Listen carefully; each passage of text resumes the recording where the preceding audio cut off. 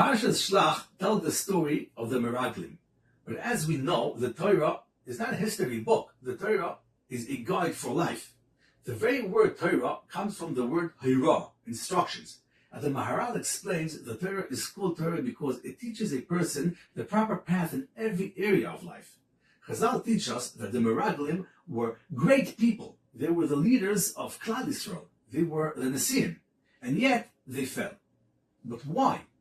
Chazal reveal that their downfall had to do with COVID. Now, if this weakness already existed, why didn't it appear during those years in the Midbar? The answer will teach us a very important insight about human nature. Chazal say that the world was created from four fundamental elements, four yesodis: mayim, ofer, eish, ruach, fire, wind, water, and earth.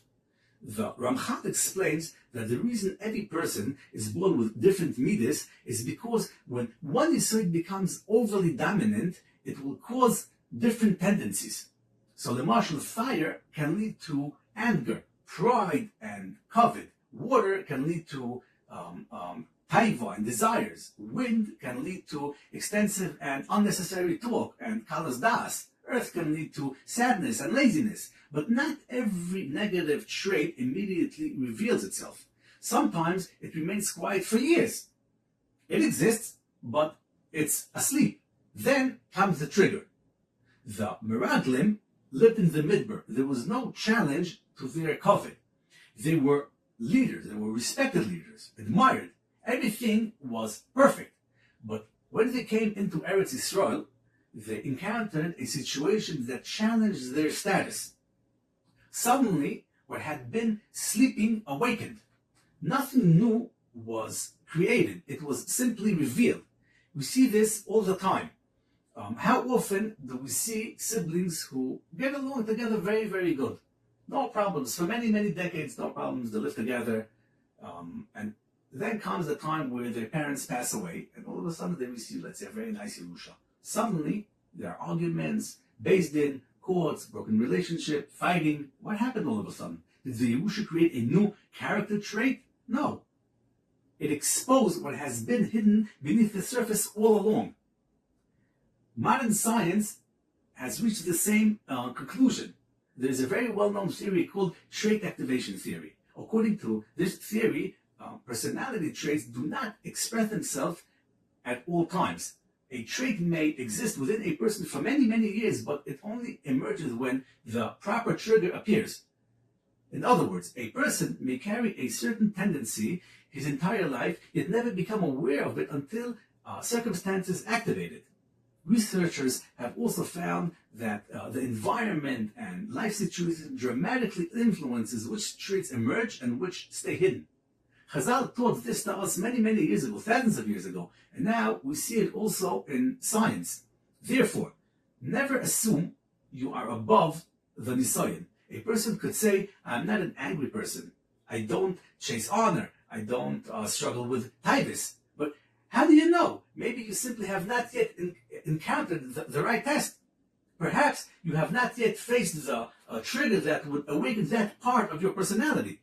That's why Chazal say, Al ta'amin be'atzmecha ad yom moischa. Never trust yourself until the day of your death. Not because you are evil, chas v'shalom, but because you have not yet, you don't know which challenges life may place before you. Yochanan Kohen Gadol was a Kohen Gadol for 80 years, and he ended up becoming a tzduki. 80 years. How could such a thing be?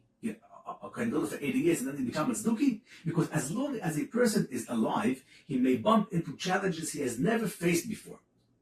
But there is also a positive side in this story. When we talk about hidden forces within us, we usually think about weaknesses. But the truth is that the very same principle applies to our strengths. Just as a person may possess hidden weaknesses that emerge only when triggered, he may also possess incredible strengths that have never yet been revealed. How many people discovered courage only when life demanded courage? How many people discovered leadership or extraordinary resilience only when the moment arrived? Those strengths were always there. They were simply waiting for the right trigger. Therefore, our job in life is not only to avoid negative influences. Our job is to actively seek positive ones, to seek Torah that elevates us, to surround ourselves with people who bring out the best within us, to look for the opportunities to do maybe more chesed, to take on responsibilities that force us to grow. Because many people believe they are ordinary, average, limited, but perhaps they have simply never encountered the situation that would reveal who they really are. Maybe there is a hidden talent inside them, maybe leadership, maybe extraordinary strengths they never imagined they possess. Shlomo HaMelech teaches us, Ashrei Adam Mefachet Tamid. Fortunate is the person who is always cautious, but not fear in the sense of anxiety, but awareness, humility. The understanding that I am a human that possesses great strengths but also hidden weaknesses. And if the Meraglim fell and Yochanan Kohen Gadol fell, so I too must remain vigilant, not running away from life, but never becoming overconfident. Because sometimes the most dangerous nisayon is the one I have not yet encountered. And at the very same time, the greatest potential within me may also be waiting to be discovered. A Yid, therefore, shouldn't only ask what challenges must I avoid, but also what greatness is still awaiting to be revealed within me. Just as a nisayon can reveal a person's weaknesses, it can also reveal a person's greatness. So don't spend your life only avoiding negative triggers. Seek the positive trigger that will uncover the remarkable person that the Rebbeinu Shalom planted within you. I want to end with a remarkable story I once heard. There was once a Klal man living in Yerushalayim, a very simple Yid. He lived right next to his yeshiva. He was surrounded by a thriving Torah community. And one day, tragedy struck.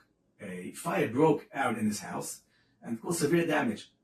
Now, his financial situation wasn't so good. It was already difficult. And now he had no idea how he would rebuild his life. So he went to seek advice from Rav Ovadia Yosef. So after hearing the situation, Rav Ovadia Yosef told him that he should sell his house in Yerushalayim and move to Bet Shemesh. At that time, Bet Shemesh wasn't a major tourist city like today, like we all know it today. So the younger man was like puzzled. He asked him, Arav, I live in Yerushalayim, surrounded by yeshivas. Why should I move to a place where there's almost nothing there, almost no Torah? But Rav Ovadia Yosef repeated, and he told him like this: go to the Shemesh, I'll give you a bracha, you should be successful there, and go. So the younger man accepted what the Rav told him to do, and he sold his damaged house, and he bought a house in Bet Shemesh, and he moved there. When he came, he found a very difficult reality. There was no normal kehila, barely any from people. So he began doing what he could do.